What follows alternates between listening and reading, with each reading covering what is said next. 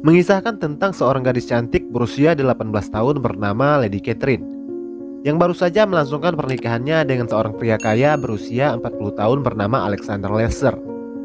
Setelah menikah, Catherine langsung diboyong ke kastil mewah milik sang mertua, seorang bangsawan pemilik tambang batubara bernama Boris Lester.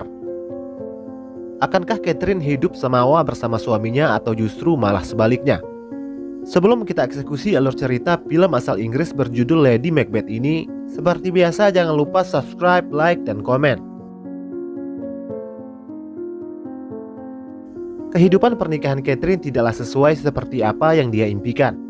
Alih-alih hidup bahagia bak putri kerajaan, di rumah barunya itu, dia justru hidup layaknya tahanan penjara.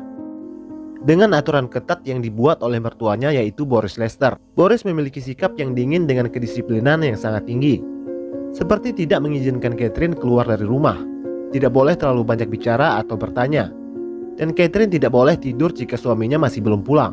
Sementara Alexander justru selalu pulang larut malam dengan kondisi mabuk berat. Sehari-hari Anna hanya berinteraksi dengan pembantu rumah itu, seorang wanita kulit hitam bernama Anna. Belakangan baru kita tahu bahwa Alexander tidak pernah mencintai Catherine. Dia menikahi Catherine karena dipaksa oleh ayahnya, agar Alexander segera bisa memiliki keturunan. Tapi bagaimana bisa memiliki keturunan?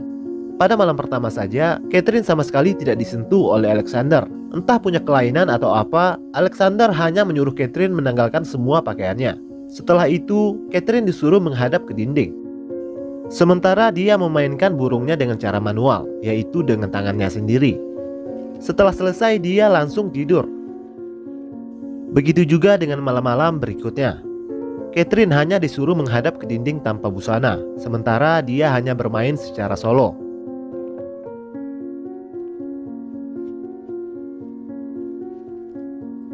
Face the wall.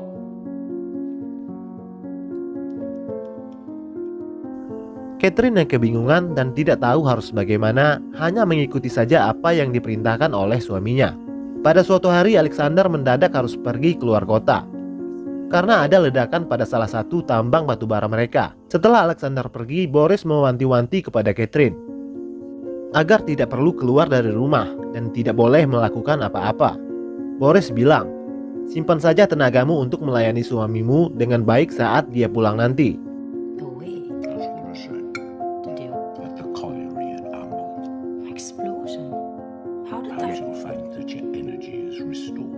Setelah suami dan mertuanya pergi, Catherine yang merasa kebosanan karena tidak ada teman yang bisa diajak bicara dan tidak punya kegiatan apapun selain hanya pergi ke gereja pada setiap hari Minggu. Diam-diam dia keluar dari rumah, berkeliling di perkebunan kapas yang sangat luas. Pada suatu hari Anna tidak datang ke kamar untuk melayaninya seperti biasa. Lalu dia memutuskan untuk mencarinya di luar rumah. Ternyata Anna dikerjai oleh tukang kebun anak buah suaminya. Anna diangkat dan ditimbang layaknya hewan ternak. Melihat itu Catherine marah dan memerintahkan para tukang kebun itu untuk menuruni Anna.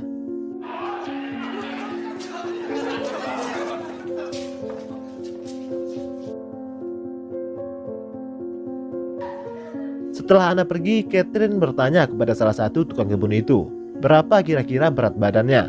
Si tukang kebun itu lalu mengangkatnya secara paksa untuk ditimbang. Catherine sangat terkejut dengan ketidaksopanan pria itu. Dia merasa tidak dihormati sebagai istri dari bosnya. Catherine terlihat kesal dan menyuruh para tukang kebun itu untuk kembali bekerja.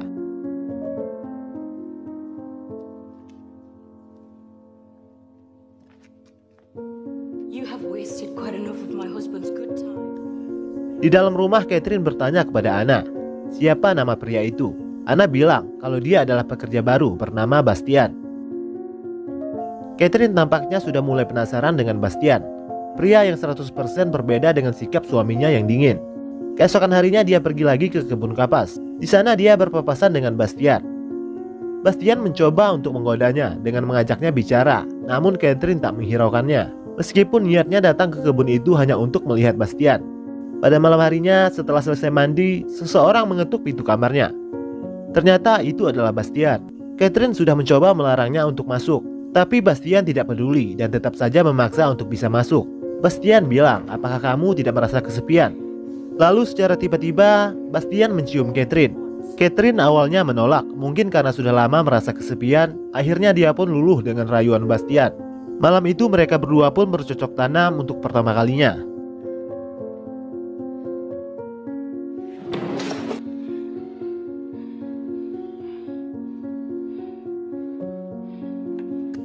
Keesokan paginya melihat Catherine tidur tanpa pakaian, Anna tampaknya sudah mulai curiga bahwa ada yang tidak beres.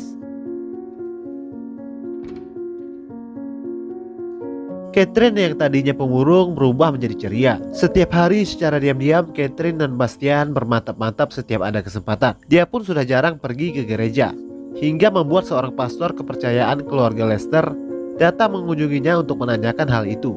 Rupanya diam-diam Anna memberitahu si pastor kalau Catherine menyelinap keluar rumah diam-diam tanpa sepengetahuan suaminya. Catherine tampak kesal dengan pengaduan Anna itu. Suatu hari Anna melihat Bastian menyelinap masuk ke kamar Catherine. Dari lubang pintu kamar, Anna menyaksikan sendiri mereka berdua sedang berhubungan intim. Saat sedang mencari jamur di hutan, Bastian menghampiri Anna. Anna seolah ingin mengingatkan Bastian akan hubungan terlarangnya dengan Catherine. Anna bilang, jika Tuan Boris tahu apa yang terjadi, ini bisa jadi masalah besar. Bastian justru balik bertanya, memang apa yang telah terjadi? Seolah mengancam Anna untuk tidak buka mulut. Anna tampak ketakutan dan memilih untuk diam. Tak lama kemudian Boris Lester pulang. Dia menanyakan kepada Catherine tentang kabar suaminya. Apakah dia sudah pulang? Tapi Catherine justru malah balik bertanya, bukankah kau yang menyembunyikan suamiku? Boris marah mendengar jawaban tidak sopan Catherine. Catherine sengaja menghabiskan minuman amer milik Boris, hingga Anna yang dapat getahnya. Sebagai balasan dari Catherine kepada Anna, karena dia telah mulai ikut campur akan hubungannya dengan Bastian. Boris mengira kalau Anna lah yang telah meminum semua amernya. Lalu Boris menghukum Anna dengan menyuruhnya merangkak seperti hewan.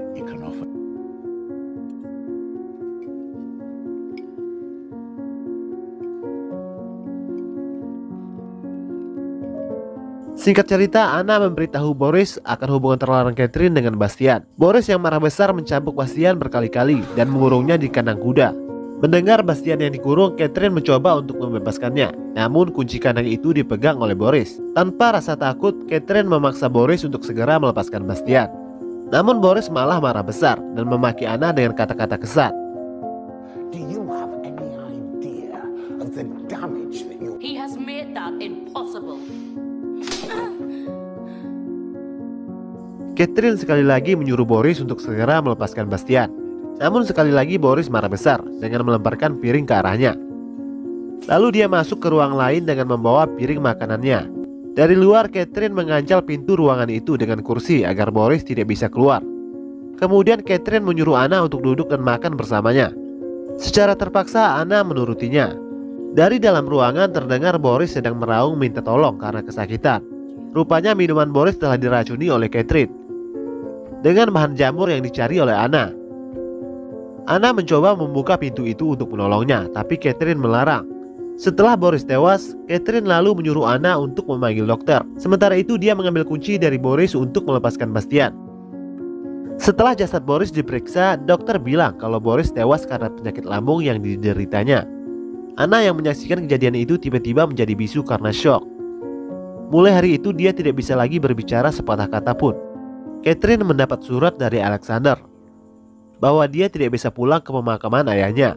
Dia meminta Catherine yang mengurus semuanya. Mulai hari itu Catherine membawa Bastian masuk ke rumah. Status Bastian berubah dari seorang tukang kebun menjadi tuan rumah. Singkat cerita, pada malam harinya saat sedang tidur, Catherine menyadari kalau suaminya sudah pulang. Dia pun buru-buru membangunkan Bastian dan menyuruhnya bersembunyi. Bastian ketakutan bukan kepalang, sementara Catherine malah mentertawainya. Tidak ada kekhawatiran sama sekali di wajahnya dengan kepulangan suaminya itu. Saat di kamar, Alexander heran melihat tempat tidur dengan 2 bantal. Dia juga menemukan sebuah sabuk ikat pinggang pria. Catherine berdalih dan bilang, sabuk itu aku temukan di ladang, sementara bantal ini aku sediakan jika saja kamu pulang secara mendadak. Lalu Catherine menyiapkan teh untuknya. Saat sedang minum, Alexander bilang kepada Catherine kalau dia sudah tahu tentang hubungan terlarangnya dengan pria lain. Alexander menghina Catherine dengan kata-kata cacian yang membuatnya sangat marah.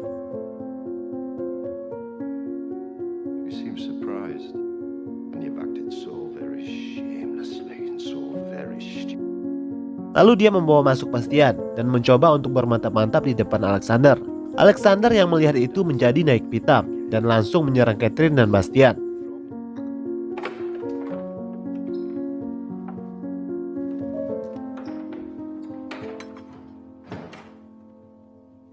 Setelah bergelut cukup lama, Alexander akhirnya tewas, dipukul oleh Catherine dengan besi berkali-kali.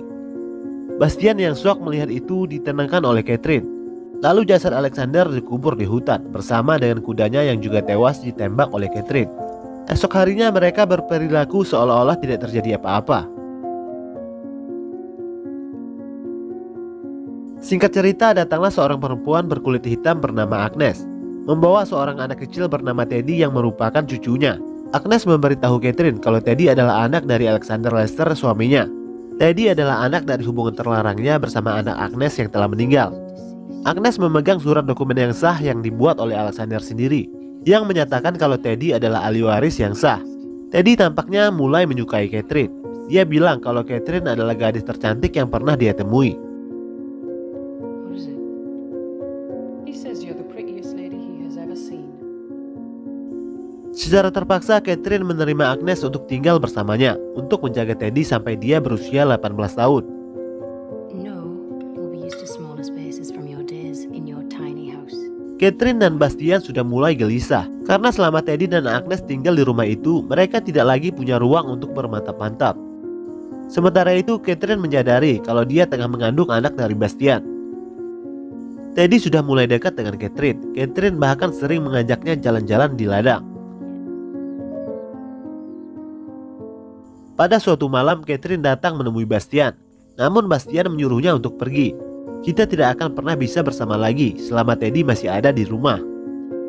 Keesokan harinya, Teddy mengajak Catherine untuk bermain. Namun Catherine yang tengah tidak enak badan terpaksa menolaknya. Karena Teddy yang terus memaksa, Catherine jadi emosi dan secara tidak sengaja mendorongnya. Akibat dari itu, Teddy menangis kecewa. Lalu dia pun kabur dari rumah. Semua orang mencarinya kemana-mana, termasuk Bastian. Lalu scene memperlihatkan di mana Bastian menemukan Teddy yang sedang duduk di bebatuan air terjun.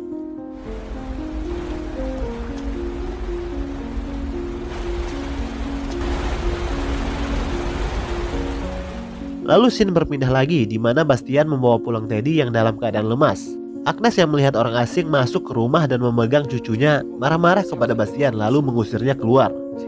Melihat itu, Catherine tampaknya tidak suka melihat kekasihnya dibentak-bentak oleh Agnes. Dia pun pergi menyusul Bastian. Bastian mencoba untuk pergi dari rumah itu. Dia tidak terima dipermalukan oleh Agnes. Catherine mencoba menahannya. Catherine meyakinkan Bastian untuk bersabar sedikit lagi dan berjanji kalau semuanya akan segera selesai. Lalu Catherine kembali ke rumah dan menyuruh agar Agnes beristirahat, biar dia yang gantian menjaga Teddy. You need some rest and he'll need you when he wakes up. Lalu menyuruh Bastian untuk masuk.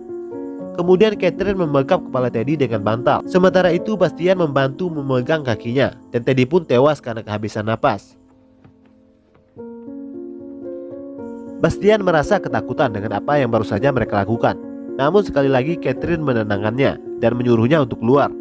Di hutan Bastian menangis karena menyesal telah menewaskan Teddy.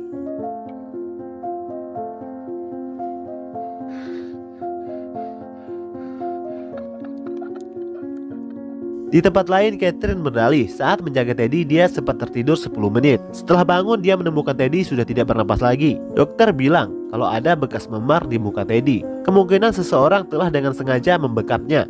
Kepada polisi, Catherine bilang memar yang ada di muka Teddy kemungkinan akibat terjatuh dari air terjun. Tampaknya polisi sudah percaya dengan semua ucapan Catherine. Namun tiba-tiba Bastian masuk.